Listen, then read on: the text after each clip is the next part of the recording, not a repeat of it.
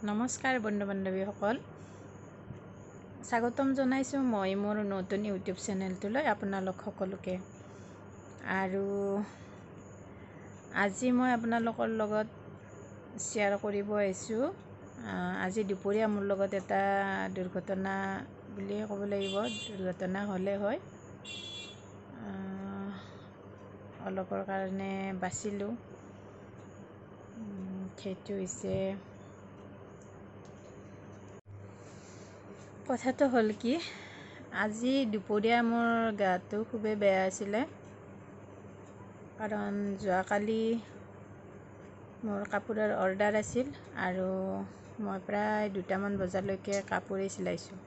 আৰু ৰাতিপুৱাও অলপ কাম বাকী আছিল কাৰণে ৰাতিপুৱা 5টা বজাতে উঠি আকৌ কামখিনি ক্লিয়াৰ কৰিলোঁ। সেইবাবে চাগে মোৰ গাটো বেয়া হ'ল। আৰু মই সেইকাৰণে দুপৰীয়া শুই আছিলোঁ। তেতিয়া মাৰ ফোন আহিলে। মাৰ লগত কথা পাতি লৈ মাক ক'লোঁ, মই শুম, এতিয়া অলপ দেৰিকৈ কথা পাতিম দে, ফোনটো ৰাখোঁ, মোৰ গাটো বেয়া লাগি আছে। মায়ে ক'লে ঠিক আছে দে, হ'ব, পিছত কথা পাতিম দে বুলি মাও ফোনটো থৈ দিলে। তাৰে পিছতে মোৰ জাজনীয়ে ফোন কৰিল। কাৰণ মই জাজনীক আজি 2দিনমান আগৰ পৰা ফোন কৰি আছিলোঁ। তাইৰ কিবা মোবাইলটো বেয়া কাৰণে ৰিচিভ কৰিব পৰা নাছিল। যোৱাকালি ফোনটো কৰাৰ কাৰণে মই ভাবিলোঁ ফোনটো যেনে নহওক মই ৰিচিভ কৰি লওঁ। আৰু মই তাইৰ ফোনটো ৰিচিভ কৰি তাইৰ লগত কথা পাতি আছিলোঁ।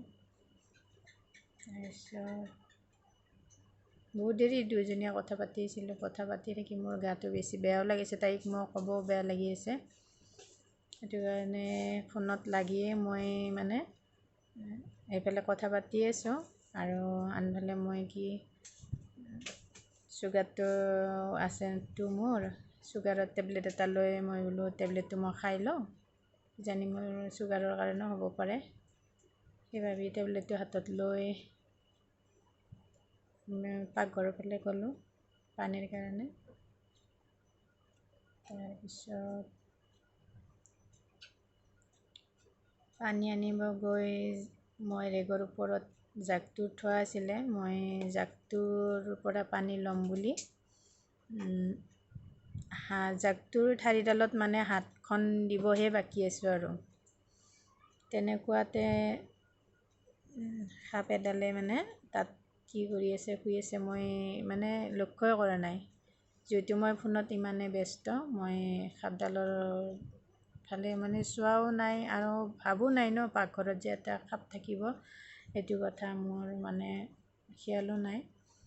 তাৰে পিছতে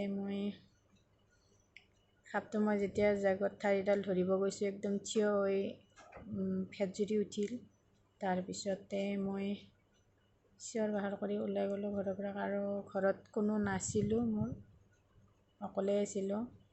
তেতিয়ালৈকে মই ভবাও নাই কাৰোবাক ফোন কৰি জনাব লাগে, কি কৰিব লাগে। মই এনেকুৱাকৈ ভয় খালোঁ, মই কঁপিহে আছোঁ মানুহজনী।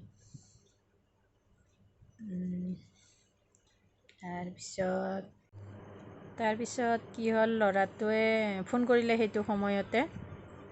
আৰু ফোনটো অহাৰ পিছতহে মোৰ ভাব আহিলে, মইচোন কাৰোবাক ফোন কৰি কথাটো জনাব পাৰিলোঁ হয়। সি আৰু মই জনোৱালৈকে ৰখি থকা নাই, সি পাপাকক ফোন কৰিল। ফোন কৰাৰ পিছত পাপাক আহিলে, আহি ফেনাইল চেনাইল লৈ আহিছে। আগত আছিলে বাৰু ফেনাইল, কিন্তু মই ফেনাইল মাৰিবৰ কাৰণে ভাবেই অহা নাই মই। তাৰপিছতে আহি গোটেই ঘৰৰ বস্তু প্ৰায় বাহিৰত ওলাই ফেনাইল মাৰিলে, কিন্তু সাপটো আমি নেদেখিলোঁৱে। বহুত ট্ৰাই কৰিছোঁ, কিজানি ক'ৰবাত আছে, বহুত চাইছোঁ, কিন্তু নাই, কোনো নেদেখিলে, মানুহজনেও নেদেখিলে, ময়ো নেদেখিলোঁ। তাৰপিছতে কি হ'ল, তাৰপিছত কথাটো হ'ল কি, আমি যিহেতু পাহাৰত আছোঁ আৰু তাতে আমাৰ ঘৰটো হৈছে খেৰী ঘৰ বুলি কওঁতে তৰ্জাৰ ঘৰ। তৰ্জাৰ ঘৰ যিহেতু তাতে পাহাৰত আছোঁ, গতিকে এইবিলাক বস্তু ঘৰত সোমোৱাটো স্বাভাৱিক। আৰু ময়ো অসাৱধানতা হৈ আছিলোঁ। যদি মই অলপ সাৱধান হৈ থাকিলোঁ হয়, হয়তো মই ভালকৈ দেখিলোঁ হয়। আগতে দেখি হয়তো মই এনেকুৱা ভয় খাব লগাও নহ'লে হয়।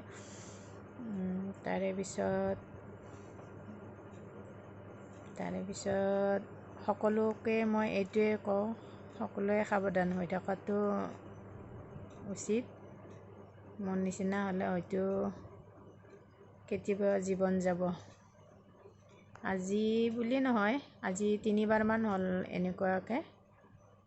3বাৰে ময়ে আছিলোঁ ঘৰত অকলে, বাকীবিলাক ওলাইয়ে যায়, তেতিয়া ময়ে দেখা পাওঁ। কিন্তু এইবাৰ অলপ বেলেগকৈ দেখিলোঁ।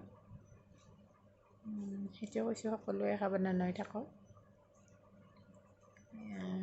বিশেষকৈ আমাৰ পাহাৰৰ মানুহখিনিতো আৰু বেছি সাৱধান হৈ থকাটো দৰকাৰ। আৰু আপোনালোকক মই এটা কথা কওঁ, মোৰ চেনেলটো যিহেতু নতুন, আপোনালোকে পাৰিলে মোৰ চেনেলটো ছাবস্ক্ৰাইব কৰি লাইক কৰিব। সেইটোৱে আশা কৰিলোঁ আৰু ধন্যবাদ।